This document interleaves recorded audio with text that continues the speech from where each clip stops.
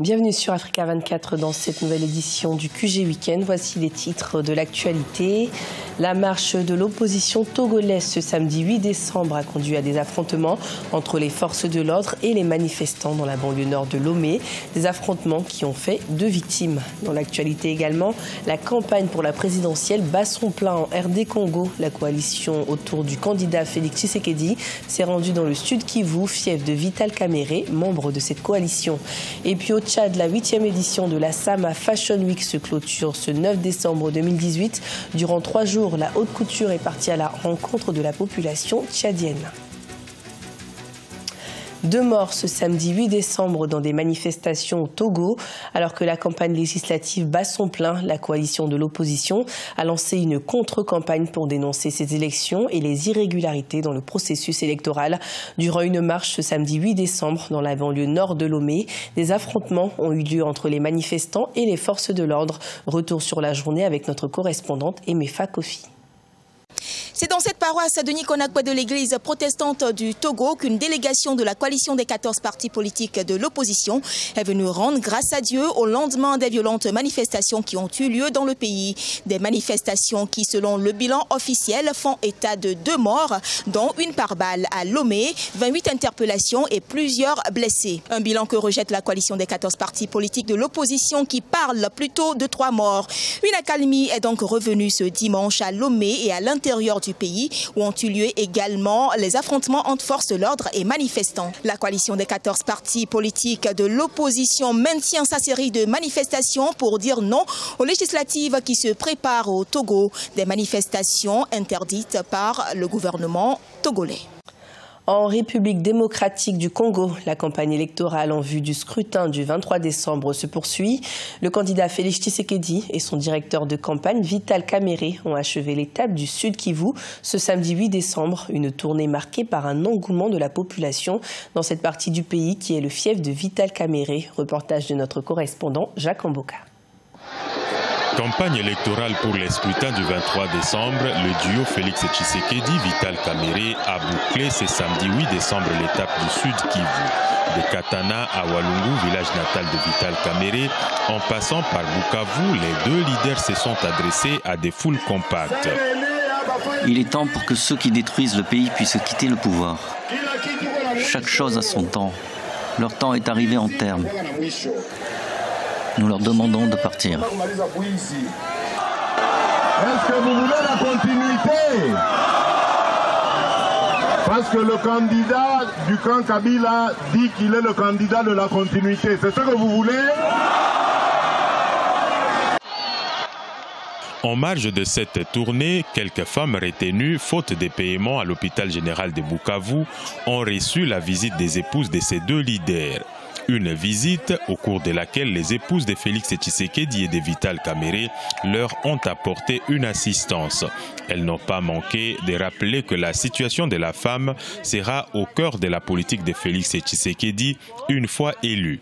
Nous sommes venus vous assister et nous entretenir sur vos difficultés afin que quand notre candidat sera élu, que son épouse ici présente soit votre porte-parole.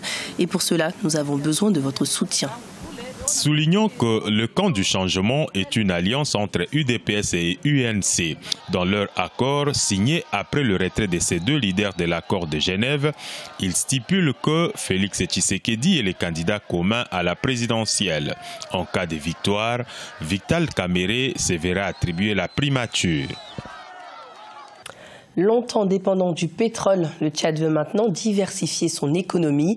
Ainsi, dans le budget 2019, les autorités prévoient la mobilisation des ressources domestiques pour supporter le programme de relance économique. Un projet ambitieux qui a bénéficié d'une aide d'environ 35 milliards de francs CFA de la part des partenaires Mahamat Ramadan et Thierry Ndassa. Au Tchad, pour faire face au choc économique exogène, le gouvernement a lancé le processus de la modernisation des mécanismes de mobilisation des recettes hors pétrole. Selon les autorités, ce projet contribuera à renforcer la lutte contre la fraude et l'évasion fiscale et améliorera le recouvrement des recettes intérieures de l'État. Il devient donc impérieux pour le Tchad de mettre un accent particulier sur la mobilisation des ressources domestiques en vue de pérenniser les sources de financement de la dépense publique. Ainsi, Ce projet vise un double objectif. Premièrement, celui d'améliorer le recouvrement et la gestion des recettes fiscales et douanières. Deuxièmement, renforcer les capacités institutionnelles de mobilisation et de contrôle des recettes dans les ministères clés du gouvernement. Pour la mise en œuvre de ce projet de mobilisation et de gestion des ressources intérieures, le gouvernement tchadien a bénéficié d'une aide technique et financière de la Banque mondiale et du FMI, estimée environ à 35 milliards de francs CFA. Nous avons tendance à dire de mettre quand même l'accent sur les recettes pétrolières, alors que nous avons davantage de recettes hors pétrole qui sont là. Et raison pour laquelle nous avons réfléchi et nous avons préparé ce projet. Et nous avons eu une assistance financière de la Banque mondiale. Donc cet apport vient de nous appuyer pour qu'on puisse quand même mobiliser davantage les recettes hors pétrole. Pour rappel, selon les prévisions du ministère des Finances et du Budget, la croissance économique en 2019 au Tchad serait de l'ordre de 6,9% et le taux de croissance hors recettes pétrolières se situerait à 3%. Une nouvelle compagnie aérienne devrait voir le jour au Ghana en 2019. Les autorités du pays mènent des négociations avec des partenaires étrangers, dont la Ethiopian Airlines. La création de cette compagnie pourrait générer des avantages économiques et financiers pour le Ghana, mais aussi pour la sous-région ouest africaine. Plus de précisions avec Ange Noménio. Depuis le 20 août 2018, le Ghana a entamé des négociations avec des partenaires étrangers pour le lancement d'une compagnie aérienne nationale. Ces discussions commencent déjà à porter leurs fruits, notamment avec la signature d'un mémorandum d'entente avec Ethiopian Airlines ce 4 décembre 2018. Ce que nous visons, ce n'est pas plus de 10% des actions de la nouvelle compagnie aérienne et c'est dans cette fourchette que le gouvernement va s'investir. Nous aurons 1 ou 2 représentants au conseil d'administration, mais ni le gouvernement ni le ministre de l'Aviation ne s'immisceront dans les opérations de la nouvelle société en termes de politique, de stratégie et d'opération. Selon les autorités, la création de cette compagnie a le potentiel de générer des avantages économiques et financiers avec effet multiplicateur sur le Ghana et dans la sous-région ouest africaine. Cette perspective devrait se concrétiser en 2019 avec probablement le lancement de cette compagnie. C'est quand même honorable que chaque pays puisse disposer d'une compagnie nationale qui est en fait un outil de développement. Cette compagnie peut effectivement, par rapport en tout cas à son ciblage, générer des ressources quand même sur le plan économique et de l'emploi aussi. Il y a quand même de très grandes compagnies africaines qui sont aussi aujourd'hui au cœur de ces marchés-là. Le Ghana ne dispose plus d'une compagnie nationale aérienne depuis 2004, année de mise en liquidation de Ghana Airways par le gouvernement de l'ancien président John Kufuor.